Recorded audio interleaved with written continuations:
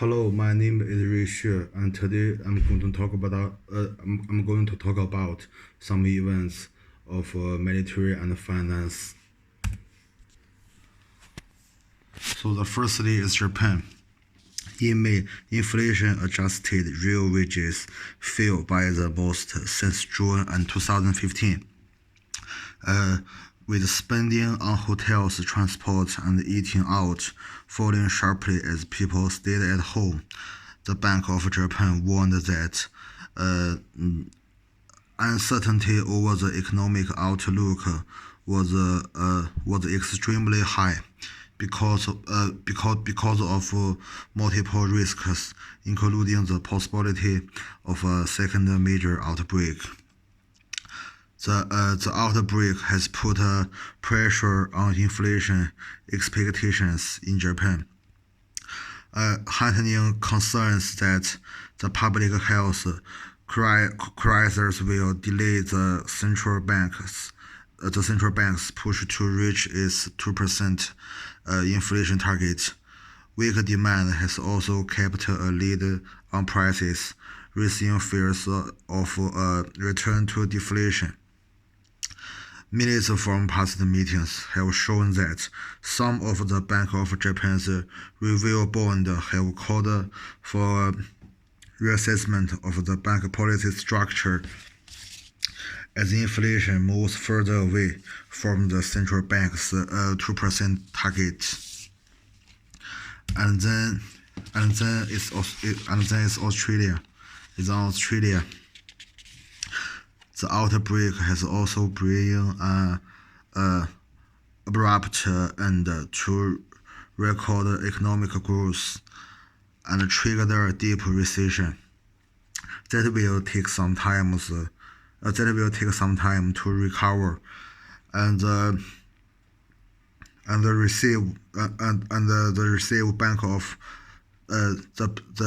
the Reserve Bank of Australia has pledged to keep its overnight lending rate at a record low of 0.25% until the central bank makes progress on its employment inflation target. And the Australian economy suffered its first recession in 30 years due to the coronavirus pandemic, with unemployment soaring to a 20-year high of 7.4% and thousands of jobs lost within a short time.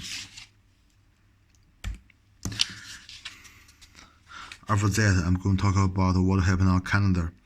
The outbreak has led to weak demand, a significant drop in headline inflation expectations, and a pervasive negative sentiment among business.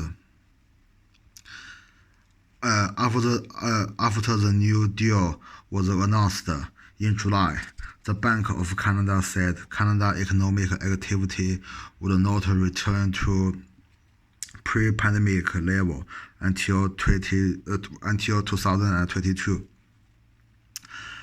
and the interest rate would remain would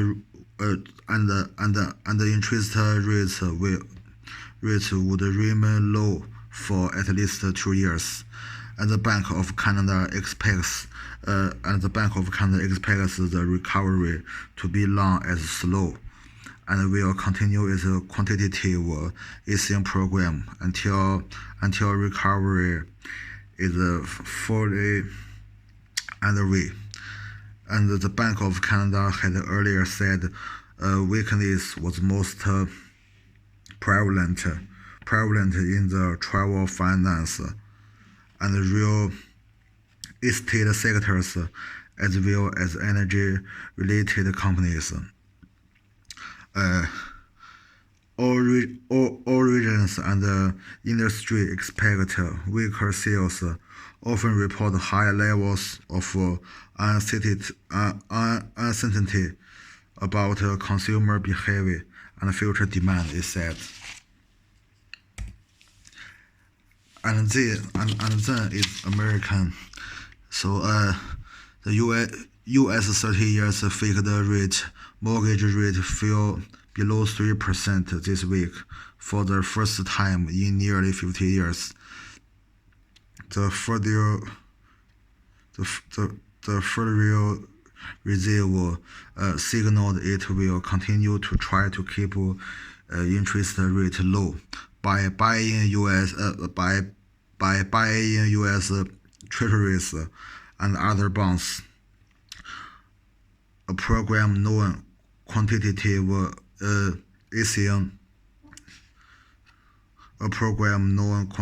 easing. And the number of Americans filing new claims for jobless benefits has topped 1 million for the 16th week in a row. And economists said the high jobless claims were due to a second wave of layoffs and a rise in business bankruptcies. And the situation is grim in populous economically large cities such as California and Florida, or the other cities such like that. And then I'm going to talk about what happened in UK.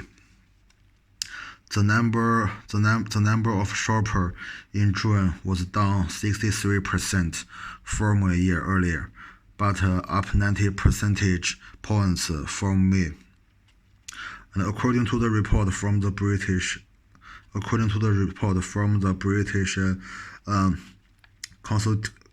Retail Consortium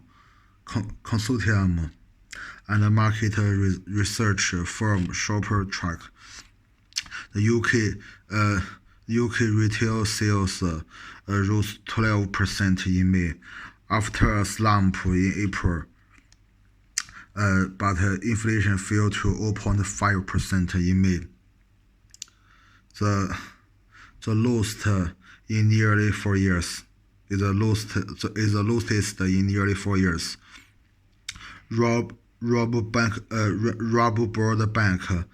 the deputy governor of the Bank of England, said inflation was likely to fall below zero in the coming months.